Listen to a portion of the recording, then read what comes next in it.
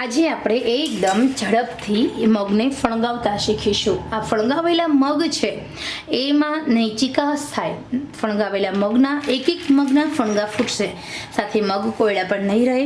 અને 8 દિવસ સુધી તમે આ ફણગાવેલા મગનો કેવી રીતે ઉપયોગ કરો, કેવી રીતે સ્ટોર કરવા એ પણ હું તમને જણાવીશ।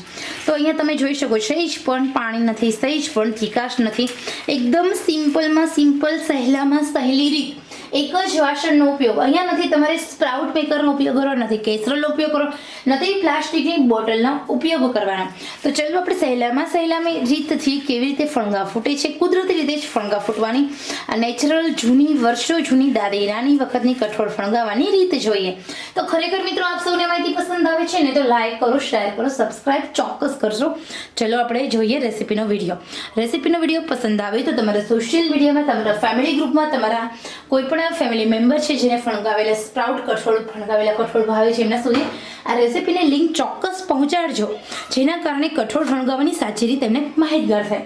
આવી જ રીતે તમે ચણા ફણગાવી શકો છો, પણ ચણા ફણગાવતા થોડી વાર લાગશે।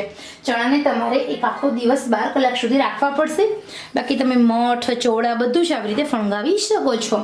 તો ચલો જોઈએ રેસીપી। રેસીપીનો વિડીયો પસંદ આવે હોય ને તો દિલથી લાઈક કરશો, કોમેન્ટ બોક્સમાં આપની કોમેન્ટ્સ જરૂર જણાવજો।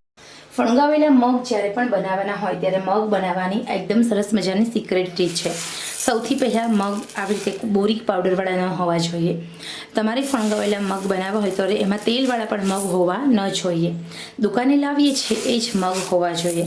મગ તમે ઝીણા મોટા કોઈ પણ ચાલશે। મગને આપણે સારી રીતે સાફ કરી લેવાના છે, કારણ કે બહારથી આવતા હોવાથી એમાં ધૂળ પણ હોય છે, રજકણ પણ હોય છે। તો હવે આપણે પહેલાં મગને ધોઈ લઈશું। મગને ધોયા પછી આપણે એની અંદર ડૂબડૂબા પાણીમાં પલાળી રાખીશું। જો મગને તમારે ફણગાવેલા મગ કરવા હોય તો બધા જ મગને ડૂબડૂબા પાણીમાં પલાળવા ખૂબ જરૂરી છે।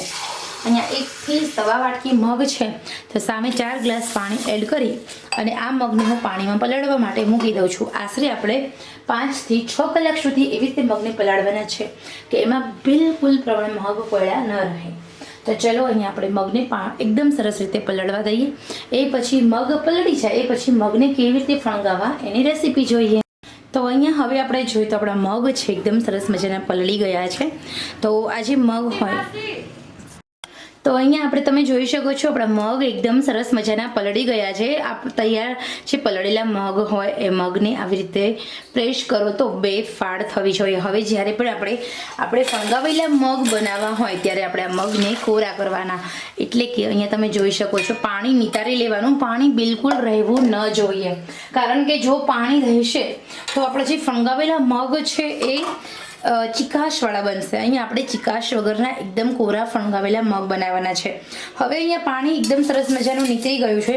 પાણી નીતરી જશે એટલે આપણે એક બીજું વાસણ લઈએ, એ બીજા વાસણની અંદર મગને ટ્રાન્સફર કરી દેવાના છે। ઓકે, તો અહીંયા મેં મગને ટ્રાન્સફર કરી દીધા। એ પછી કાણાવાળું છીવું ઢાંકી અને કોઈ પણ જગ્યાએ હું થોડી હવા ઉજાસ, હવાની અવર જવર થાય એના કારણે આપણે જે કોઈ પણ કઠોળ ફણગાવીએ તો એ ચિકાસવાળું થશે જો પાણી હશે તો, પરંતુ અહીંયા તમારા ફણગાવેલા મગ ચિકાસ વગરના થશે। અને સાથે તમે ફ્રીજમાં મૂકશો ને તો 8 દિવસ સુધી તમારા એ ફણગાવેલા મગ સારા પણ રહેશે। તો એના માટે તૈયાર કરેલું આ જે વાસણ છે એ વાસણને રસોડાના ખૂણામાં કોઈ પણ જગ્યાએ મૂકી દઈએ, 3 થી 4 કલાકની અંદર ફણગા ફૂટી જશે। તો ચલો આપણે 3 થી 4 કલાક પછી મળીએ। એકદમ સહેલીમાં સહેલી રીત છે। 4 કલાક થઈ ગઈ છે, આપણા સરસ મજાના ફણગાવેલા મગના ફણગા ફૂટી ગયા છે। તમે અહીંયા જોઈ શકો છો માત્ર ને માત્ર 4 જ કલાક થઈ છે। તો અહીંયા બધા છે એટલે બધા આપણા જે મગ હતા એના ફણગા ફૂટી ગયા છે અને તમે જોઈ શકો છો વાવ એકદમ મસ્ત યમી આપણા જે મગ છે ચિકાસ વગરના અને એકદમ સરસ રીતે ફણગા ફૂટીને રેડી છે। અહીંયા હું તમને એક મોટા વાસણમાં આપણા જે મગ છે એ કાઢીને બતાવો એટલે તમને આઈડિયા આવી જશે કે નહીં તૃપ્તિબેનની વાત સાચી છે। તો બિલકુલ ચિકાસ વગરના અહીંયા તમે આપણા જે મગ છે તળિયામાં પણ સહેજે પાણી નથી ને ચિકાસ નથી। તો જો આવી રીતે તમે ફણગાવેલા મગના ફણગા ફૂટાવશો તો આ જે મગ છે એકદમ ડ્રાય છે, એકદમ કોરા છે। આ મગ તમે ફ્રીજની અંદર આરામથી રાખી શકો છો અને 8 દિવસ સુધી આરામથી ફ્રીજમાં રહે છે અને બહાર પણ 2 દિવસ સુધી તો સારા રહેશે જ। તો ખરેખર તમે નાસ્તામાં આવી રીતે સ્પ્રાઉટ મગ રોજ ખાઓ, રોજ એનું સેવન કરો, ઘણા બધા ફાયદાઓ થશે, અઢળક ફાયદાઓ થશે। તો ખરેખર મિત્રો આ સરસ મજાની રેસીપી તમારા માટે છે ફણગાવેલા મગની। આ આજની આ રેસીપીનો વિડીયો પસંદ આવ્યો હોય, એકદમ સિમ્પલ, એકદમ સહેલી અને સરળમાં સરળ આ રેસીપી છે. ખરેખર આપ સૌને આજનો આ રેસીપીનો વિડીયો પસંદ આવ્યો હોય ને તો ચોક્કસ મારી ચેનલ લાઈક કરો, શેર કરો, સબસ્ક્રાઈબ કરો. ચલો આપણે ફરી મળીશું નવા જ ઉપયોગી વિડીયો સાથે. ત્યાં સુધી આવજો.